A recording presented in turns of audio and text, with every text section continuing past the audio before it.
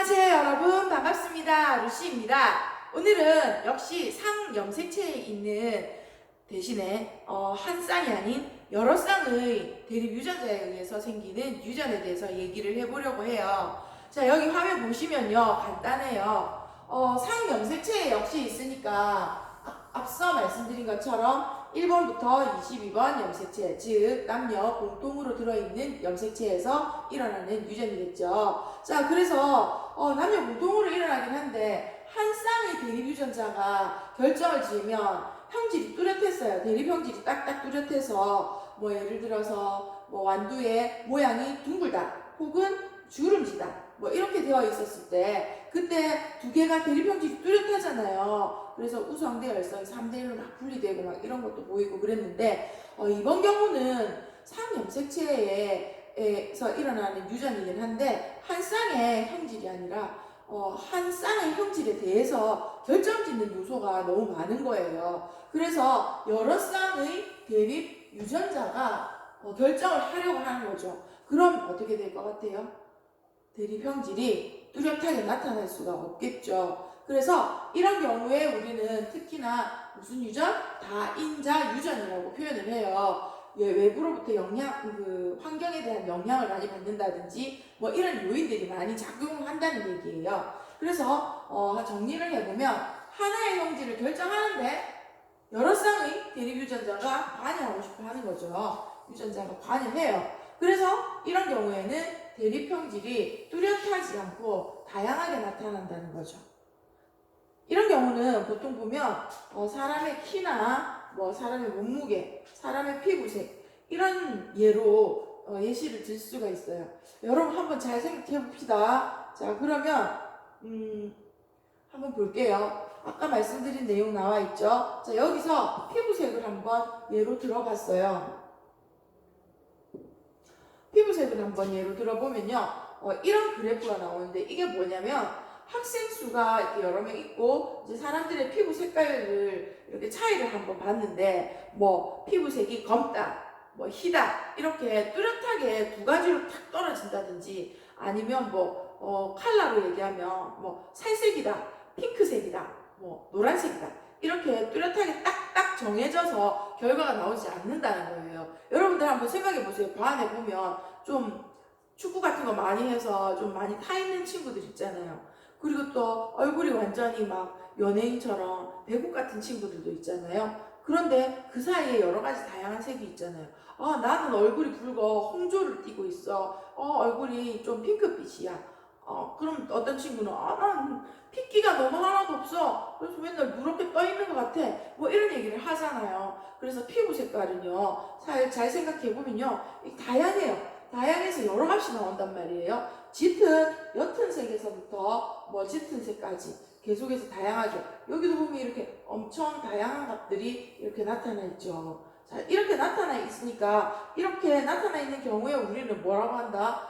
대립 형질이 뭐하지 않다? 뚜렷하지 않다라고 하는 거예요. 대립 형질이 뚜렷할 수가 없죠. 딱 정해지지를 못하니까. 그래서 우리는 이런 관계를 뭐라고 하느냐? 이렇게 보세요.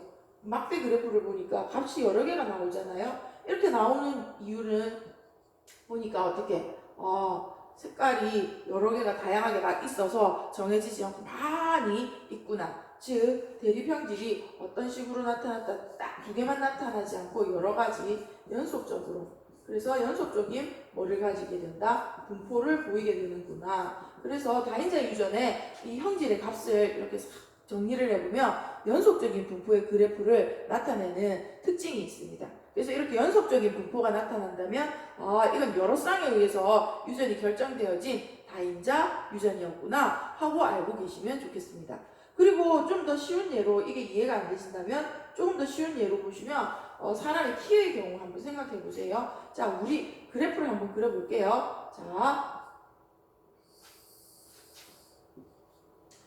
여기는 사람 수예요. 학생 수예요. 사람의 수. 그 다음에 여기 사람의 수를 하지 말고 몇 명 이렇게 해볼게요. 자, 그러면 여기는 몇 명.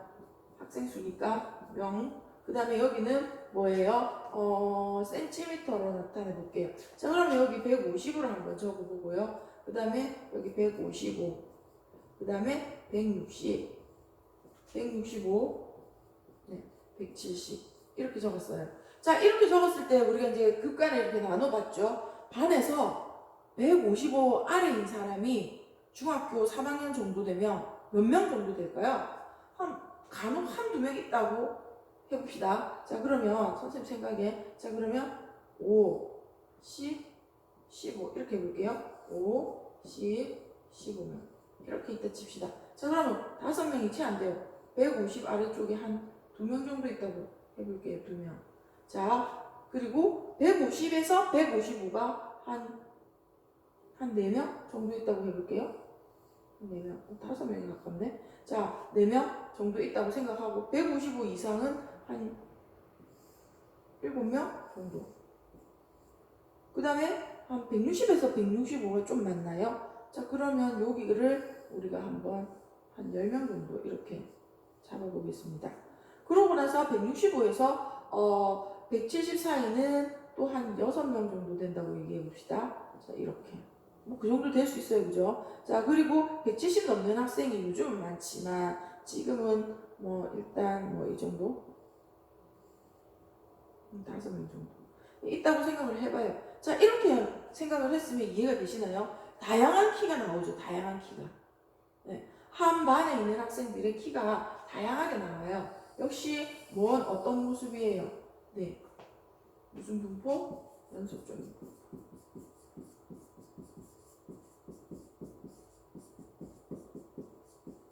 이렇게 연속적인 분포가 나올 때 어떻다? 대립형질이 뚜렷하지 않다는 거예요.